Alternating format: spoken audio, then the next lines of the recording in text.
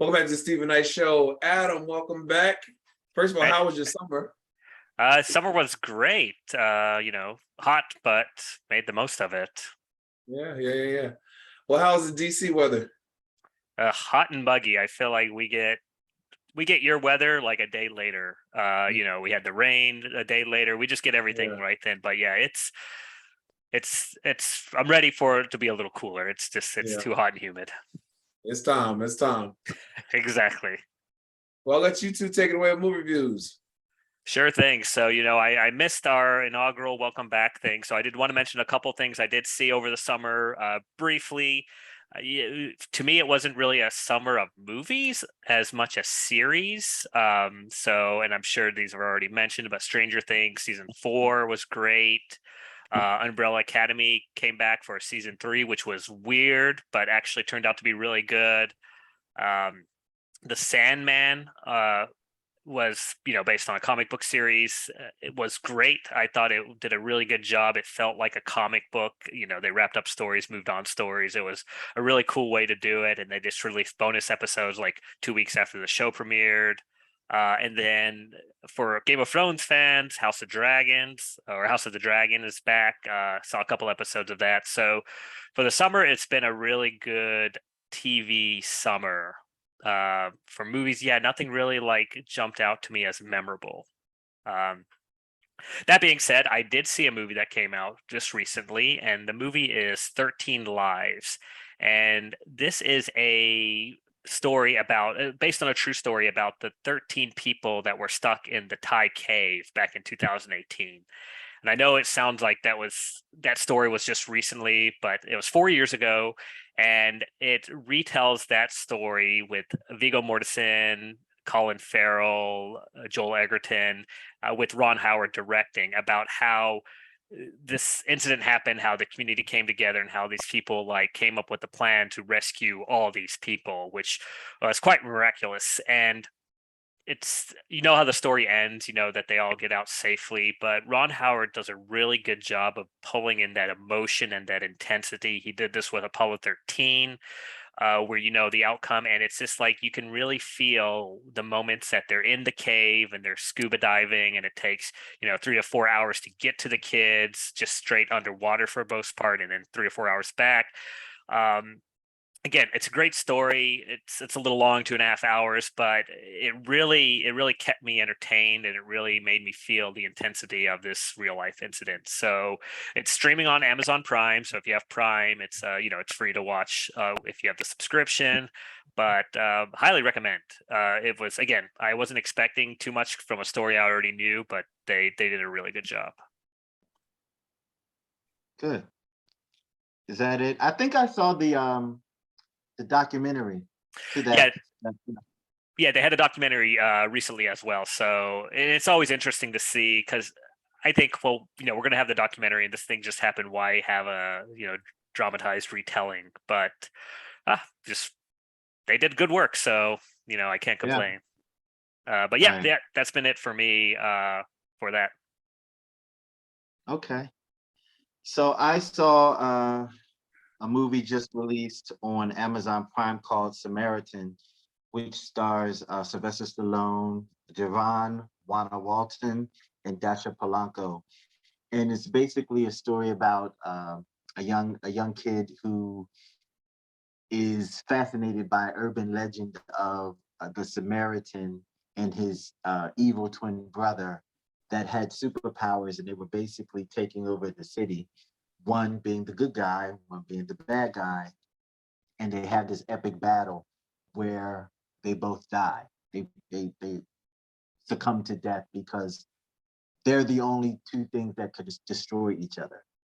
And so Sylvester Stallone character is a garbage man that lives in the building adjacent to the young man, and he's questioning if he is actually Samaritan. And he's stalking him and spying on him to get information that will support the fact that he thinks that he's Samaritan. I thought that this was a pretty good movie. I'm just going to shine a light on Sylvester Stallone for a second. Think about him what you will, but this man's whole career, he has called his own shots from the beginning. Rocky was his movie. The money came out of his pocket. He fought for that screenplay to be pushed. He pushed for that movie to be made. And that was the launch of Sylvester Stallone's career. He's been in control from the beginning. And he's been kicking out his own movies for, 40 years now? The man is a beast. He's a beast. And this movie is also part of his production. And I would label it a family movie because of the child aspect. There's a child in the movie, and it's family friendly. And he does a really good job. It's just, the Botox in the face stuff is hard to look at. But it's a good movie, and it is Sylvester Stallone. We've been seeing that face for years, so we should be used to it. But it's a really good film. You should check it out. And I hope he does more. His twist is action adventure, not so much drama, but he has a niche and it works for him. I hope that he continues to make films. Nice. This was a good one. The next was a documentary called Who is Greenland Maxwell? And this is the young woman, she's not so young, but this is the woman that was complicit with Jeffrey Epstein and the island case with the underage girls.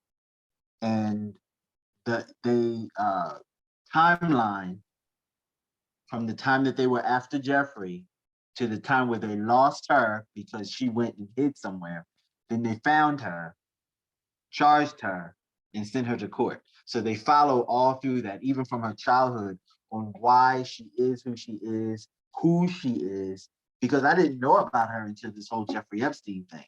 But she has been people in social culture since the 70s. She knows everyone. Anyone that you know that's famous, that was in New York, around New York, about New York and England, she knows who they are. She's through some of the biggest parties in New York City. And they lead you to believe that some of her associates were a part of that whole ring.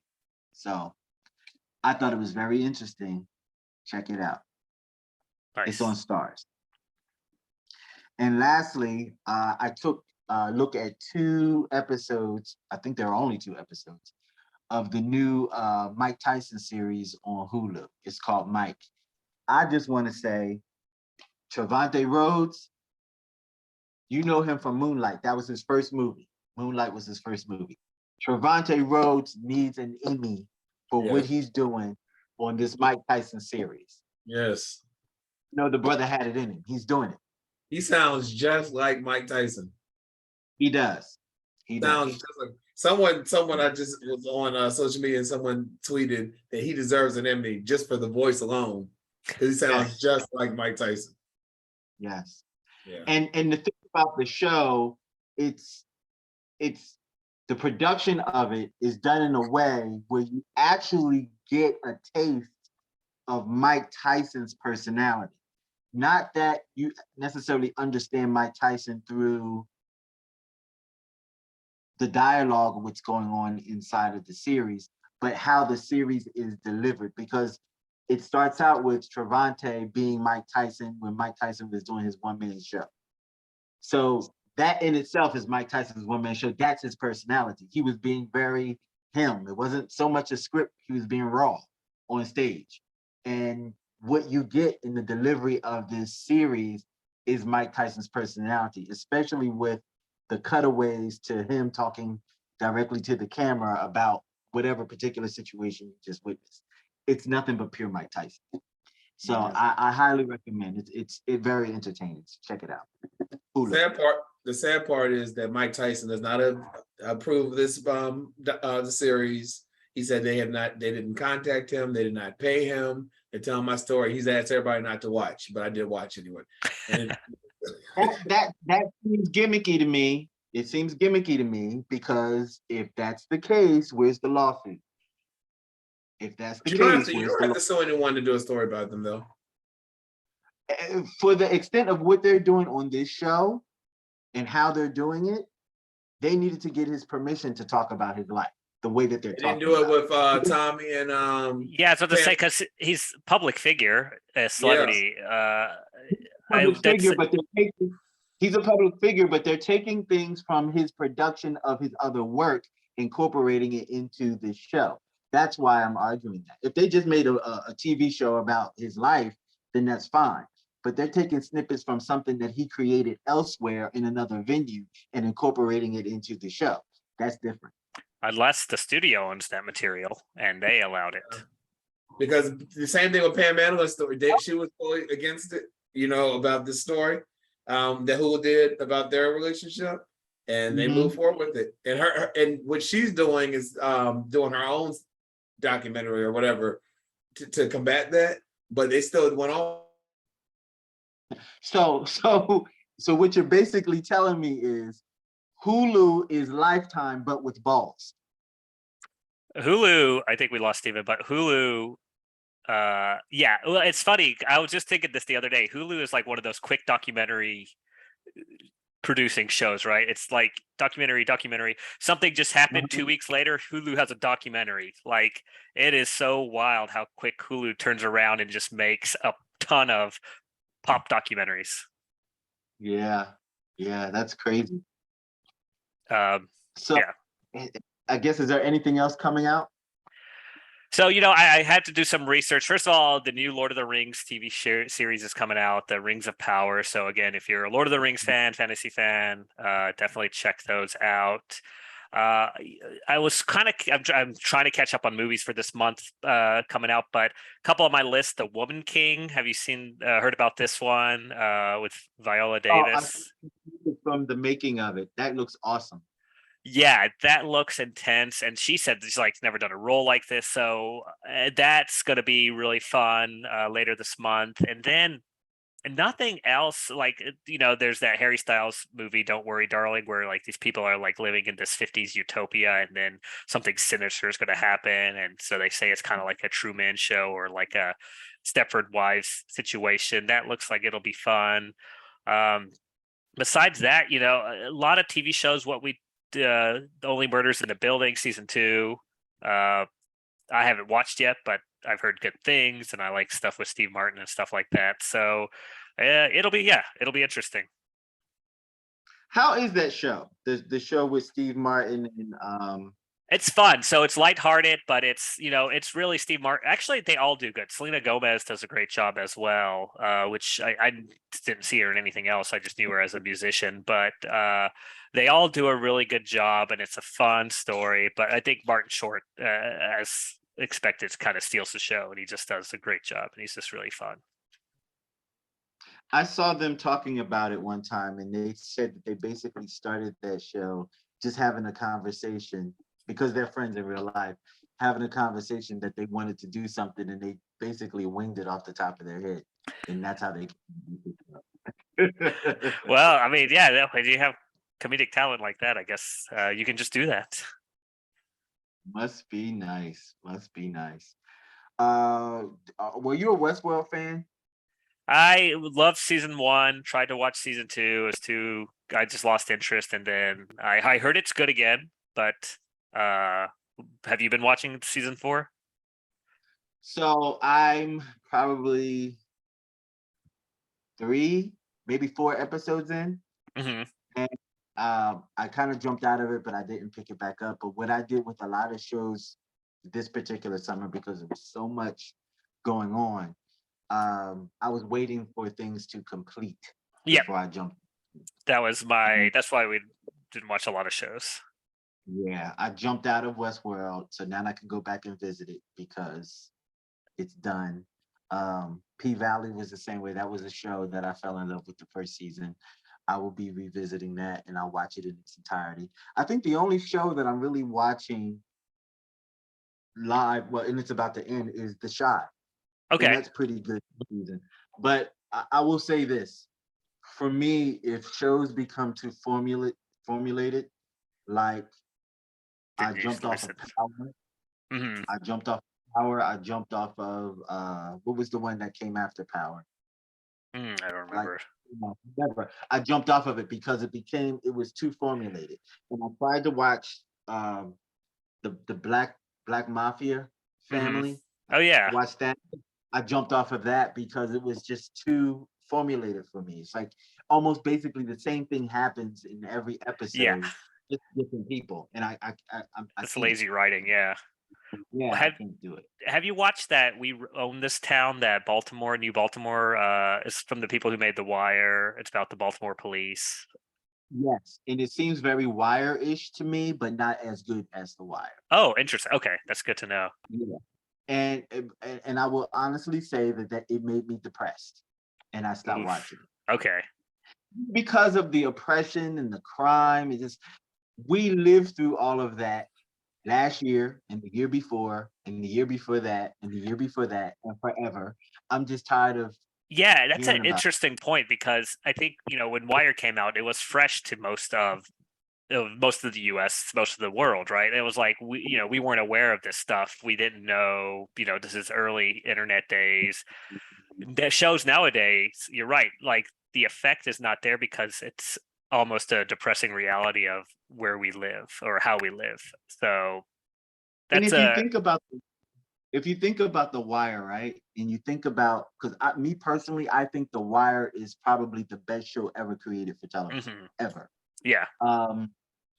Simply because the way that they dealt with real events, the aspect in which they focused on the subjects, which it started off with the drug dealers, then it went to the politicians, and then the police. It gave you something every season from a different focus on how they were dealing with the situations at hand. Yeah. And if you were really focused on HBO right around the time The Wire came out, there was a show that Charles Dutton, you know him from the show Rock. Charles Dutton did little miniseries called The Corner, because he's from Baltimore. And The Corner was like maybe a 4 or 5 part show, which came out right before The Wire, and it basically focused on the addict's point of view. And that kind of went to The Wire. They weren't connected, but it seemed like it was. And it was very, very, very key to the introduction. It was very smart on HBO's behalf to market it that way, because it seemed like it was a gateway to The Wire. Yeah.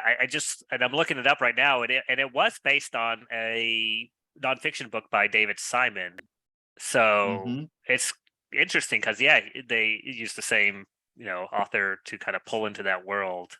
I'll have to check it out. Is it still good, you think? Does it hold up? Oh yeah, it's excellent.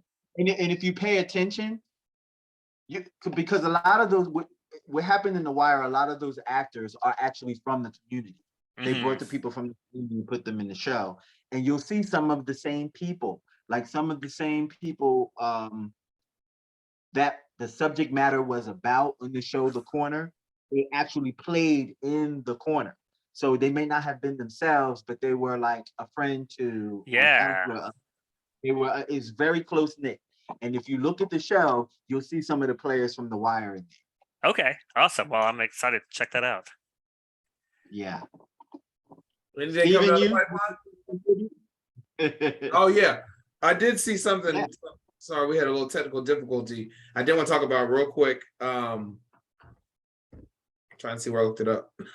What I saw. Oh, it was a movie on Hulu when I was looking for something to watch, and it was it's called On the Count of Three, and it's about 2 best friends, and they both struggle with depression, and they decide they're going to commit suicide. Oh, wow. And so they said it was a comedy on the thing, but it wasn't anything comedian about it. But Tiffany Haddish is in there. She plays one of the characters' girlfriend or something like that. But shouldn't have a big role, but she's in there. But it really, so it starts out, they're about count of 3, they're holding guns to each other to do this. And then they decide to hold off until the end of the day because they want to take care of some things. So they go visit, like one, he's estranged from his father, he goes visit him. They get into an altercation. And then the other guy, they went to go visit when he was a young child, he was put in therapy, and his therapist was molesting him. So he went and paid him a visit, and they get into an altercation. And so I don't want to give it away. Well, one of them decides that he no longer wants to commit suicide because he finds out Tiffany Haddish is pregnant. So he doesn't want to, he wants to be there for his child. Because she's pretty much, I'm not expecting anything from you. You never show up anyway, whatever. But he's like, no, I want to be there for my child. So he decides he doesn't want to do it. His best friend still wants to do it. And something happens at the end that it changes the scenario. But it's an interesting ending. But it was good. It was kind of weird, but it was good. It was good. So it's called On the Count of Three. That's and Jared Carmichael, right? Was the the comedian. Yeah, him and his best friend. Dark sense of humor like that. So yeah, I can see him Yeah. doing that. Mm-hmm. Anyway, guys, anything coming down the pipeline? Yeah, we talked about, the Woman King coming out, supposed to be really good. Viola Davis, and then the only other thing that's kind of pulling up is Don't Worry Darling, this Harry Styles movie where it's like this couple lives in a utopia and some twisted things are happening. So okay, what about you, Chike? I've got nothing. Okay. We'll see what happens. Well, listen, guys, I'm still interested in the Elvis movie, though, Stephen. I'm still interested in it. Did you see it yet? I started to watch it, but it took me forever to pay that $20, so I didn't do it yet. But I'm going to watch it. I did see it, the Baz Luhrmann one. It was good. Yeah, it was really good. Yeah, it was entertaining, and it's the story from the point of view of the manager, so you don't have to get they did a good liberty of you don't have to do a whole biopic on Elvis because it's really when his big song starts hitting, so it's get his pre-time, but it shows his influences, and the guy who played Elvis did a great job, and it's catchy, it's the guy who did Moulin Rouge, so of course it's going to be fun and flashy and full of excitement. Yeah. Cool. All right, guys. Well, as always, thank you for letting us know what to spend our time and money on, what not to. I'm going to pay for Elvis. And we'll be right back after this.